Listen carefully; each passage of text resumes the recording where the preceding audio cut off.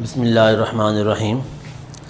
Dear students, आज हमारा topic है discovery of proton. Chapter number 2 है केमिस्ट्री का स्ट्रक्चर ऑफ एटम, और उसका आज हम टॉपिक डिस्कस करेंगे डिस्कवरी ऑफ प्रोटॉन, कि प्रोटॉन को किस तरीके से डिस्कवर किया गया। तो प्रोटॉन को डिस्कवर किया 1886 में गोल्डस्टाइन ने। 1886 में गोल्डस्टाइन एक साइंटिस्ट था, उसने प्रोटॉन को डिस्कवर किया। किस तरीके से डिस्कवर किया गोल्डस्टाइन ने प्रोटॉन को, कि जब विलियम क्रुक्स ने जो एक्सपेरिमेंट किया था इलेक्ट्रॉन को डिस्कवर करने के लिए, तो जब गोल्डस्टाइन ने उस एक्सपेरिमेंट को ऑब्ज़र्व किया तो उसने देखा कि डिस्चार्ज ट्यूब में कैथोड रेज के अलावा एक और रेज भी प्रोड्यूस हो रही हैं। गोल्डस्टाइन ने ऑब्ज़र्व किया कि विलियम क्रुक्स ने जो डिस्चार्ज ट्यूब एक्सपेरिमेंट किया था, उस डिस्चार्ज ट्यूब को सेट करके जब गोल्डस्टाइन ने एक्सपेरिमेंट किया तो उसने देखा कि डिस्चार्ज ट्यूब में कैथोड रेज के अलावा एक और रेज भी प्रोड्यूस हो रही हैं, और उनकी डायरेक्शन कैथोड रेज की डायरेक्शन से अपोजिट है। यानी जिस डायरेक्शन में कैथोड रेज जा रही थी उससे अपोजिट डायरेक्शन के अंदर एक और रेज भी देखी गोल्डस्टाइन ने, जो उसके अपोजिट डायरेक्शन के अंदर मूव कर रही थी।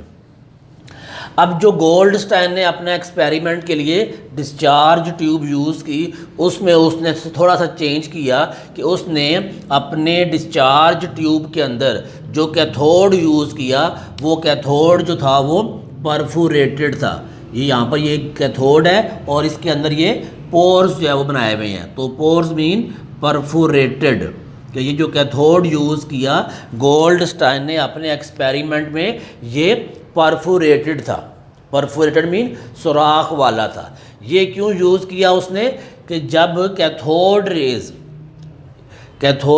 रेज तो जा रही हैं, कैथोड रेज की अपोजिट डायरेक्शन के अंदर जो रेज जा रही हैं उनको ऑब्ज़र्व करने के लिए उसने ये कैथोड को परफोरेटेड किया, कि ये रेज इस कैथोड में से जो सुराख है वहाँ से गुजरें और वहाँ पर जाके आगे सारी एक जगह पर इकट्ठी हो जाएं, और वहाँ पर उनकी प्रॉपर्टीज़ को स्टडी करने की कोशिश की गोल्डस्टाइन ने। तो इस मकसद के लिए उसने जो कैथोड यूज़ किया उसको परफोरेटेड बनाया, ताकि उन सुराखों में से जो रेज गोल्डस्टाइन ने ऑब्ज़र्व की, क्योंकि उनकी डायरेक्शन अपोजिट थी। हमें ये मालूम है कि जो कैथोड रेज थी वो नेगेटिव थी, तो वो एनोड की तरफ जा रही थी, पॉजिटिव की तरफ।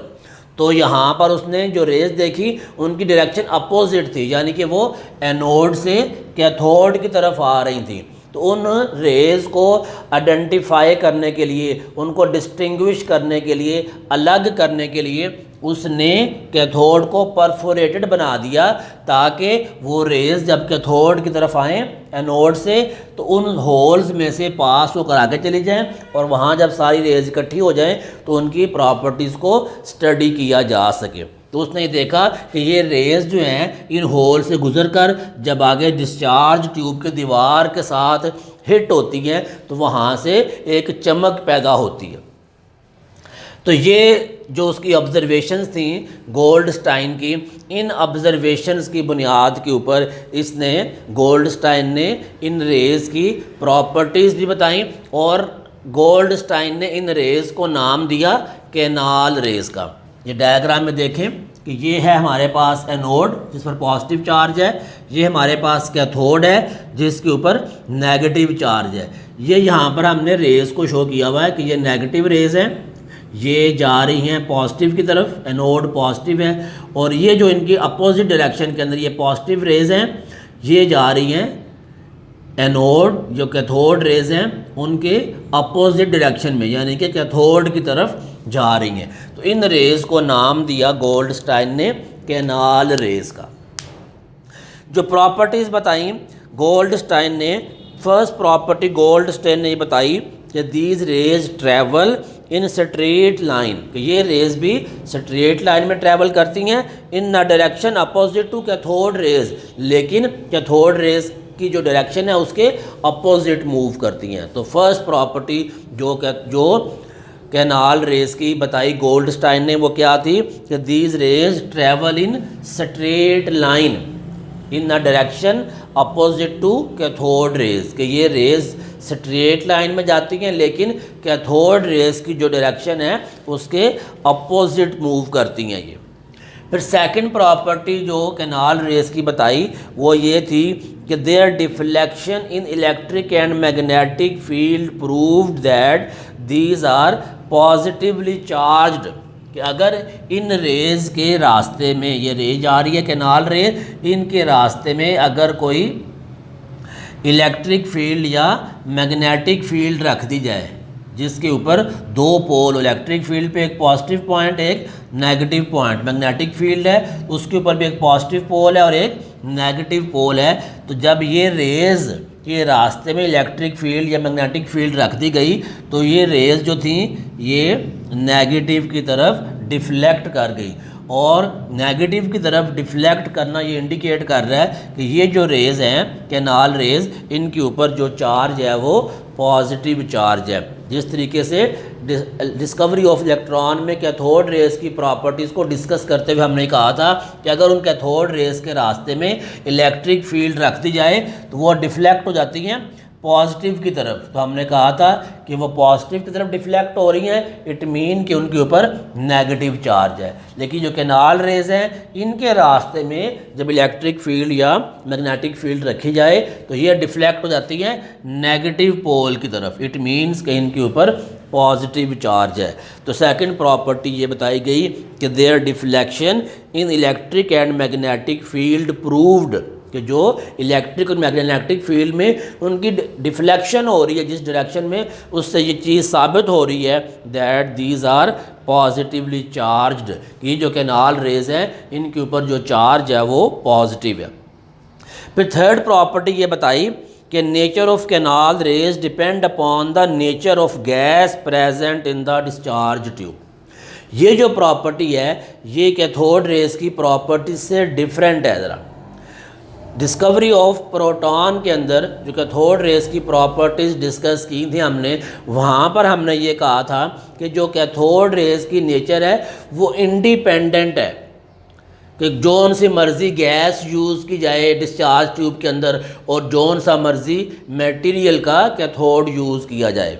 लेकिन यहाँ पर क्या है कि जो नेचर है कैनाल रेज की वो डिपेंड कर रही है nature of gas present in the discharge tube, कि इस डिस्चार्ज ट्यूब के अंदर जौन सी गैस यूज़ करेंगे, हाइड्रोजन गैस यूज़ करेंगे, नाइट्रोजन गैस यूज़ करेंगे, ऑक्सीजन गैस यूज़ करेंगे, जैसी गैस यूज़ करेंगे नेचर जो है उन कैनाल रेज की वो उसके ऊपर डिपेंडेंट होगी, इंडिपेंडेंट नहीं होगी। जैसी गैस यूज़ करेंगे वैसी प्रॉपर्टी भी उन कैनाल रेज की हमारे सामने आएगी।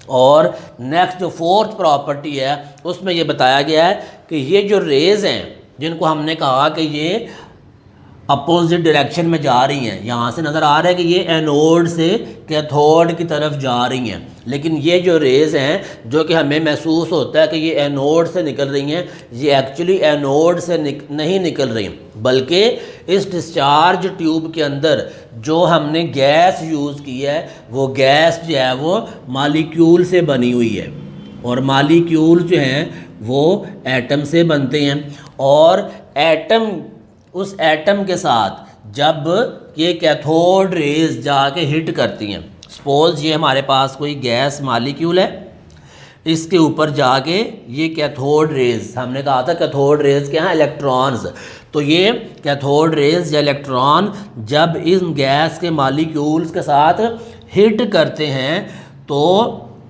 इस गैस के मालिक्यूल को वो आयोनाइज कर देते हैं, गैस के मालिक्यूल को आयोनाइज कर देते हैं। आयोनाइज कैसे कर देते हैं कि इस गैस के मालिक्यूल में से जो इलेक्ट्रॉन है वो इलेक्ट्रॉन उसके आउटर शेल से बाहर निकल जाता है, तो ये एक इलेक्ट्रॉन और एक इलेक्ट्रॉन इसके आउटर शेल से बाहर निकला तो ये हमारे पास 2 इलेक्ट्रॉन हो गए और ये जो गैस का मालिक्यूल था ये आयोनाइज हो गया। तो इस पॉइंट के अंदर ये बताया गया है कि these raise do not originate from the anode, कि ये रेज जो हैं ये एनोड से नहीं निकलती।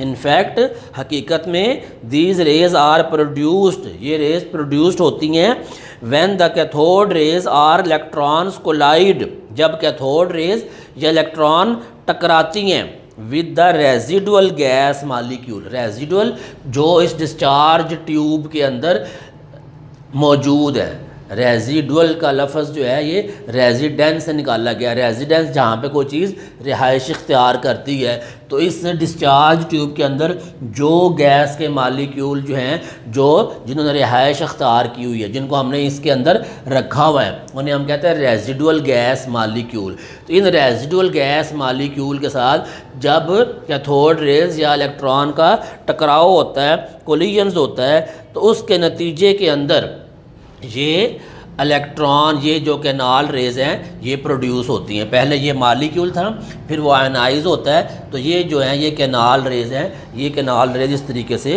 प्रोड्यूस होती हैं।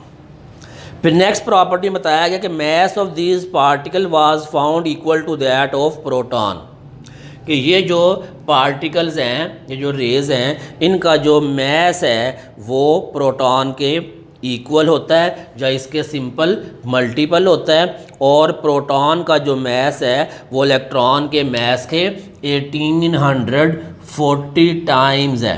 प्रोटॉन का मैस इलेक्ट्रॉन से 1840 टाइम मोर है। प्रोटॉन का मैस इलेक्ट्रॉन के मैस से 1840 टाइम ज़्यादा होता है। तो ये थी 5 प्रॉपर्टीज़ जो हैं वो कैनाल रेस की। अब इन प्रॉपर्टीज़ की बुनियाद पर रिज़ल्ट क्या निकाला गोल्डस्टाइन ने? रिज़ल्ट ये निकाला कि ये जो रेज़ हैं इनके ऊपर जो चार्ज है वो कौन सा होता है? Positive charge. इन रेज़ के ऊपर पॉजिटिव चार्ज होता है। These rays are made up of positive charge particle. और जो दूसरा रिजल्ट निकाला वो क्या कि mass and charge of these particles depend upon nature of gas in the discharge tube. Mass और चार्ज, मैस और चार्ज जो कैनाल रेज हैं इनका जो मैस होगा और जो चार्ज होगा वो डिपेंड किस पे करेगा? उस गैस पे डिपेंड करेगा जो गैस हम इस डिस्चार्ज ट्यूब के अंदर डालेंगे। इसका मतलब ये हुआ कि जब हम डिफरेंट गैसेस इसके अंदर डालेंगे तो जो हमारे पास कैनाल रेज बनेंगी, उनकी जो कैनाल रेज प्रोड्यूस होंगी उनकी प्रॉपर्टीज़ भी डिफरेंट होंगी, सेम प्रॉपर्टीज़ नहीं होंगी, क्योंकि कैनाल रेज की प्रॉपर्टी डिपेंड कर रही है इस गैस के अंदर, इस डिस्चार्ज ट्यूब के अंदर जो गैस हम यूज़ करेंगे। तो उस गैस का मैस डिफरेंट होगा, उस गैस का चार्ज डिफरेंट होगा, तो वो प्रॉपर्टीज़ जो हैं वो इस गैस के मैस और चार्ज के ऊपर डिपेंड करेंगी। तो हर केस के अंदर, हर एक्सपेरिमेंट के अंदर अगर हम डिफरेंट गैसेस यूज़ करेंगे तो जो कैनाल रेज प्रोड्यूस होंगी उनकी प्रॉपर्टीज़ भी डिफरेंट आएंगी। तो ये 2 रिज़ल्ट थे जो हमने इन एक्सपेरिमेंट, इस प्रॉपर्टीज़ की बुनियाद पर इस एक्सपेरिमेंट से हमने डिडक्ट किए। तो ये आपका कंप्लीट टॉपिक था डिस्कवरी ऑफ प्रोटॉन। नेक्स्ट इंशाल्लाह नेक्स्ट लेक्चर के अंदर हम डिस्कस करेंगे। Thank you.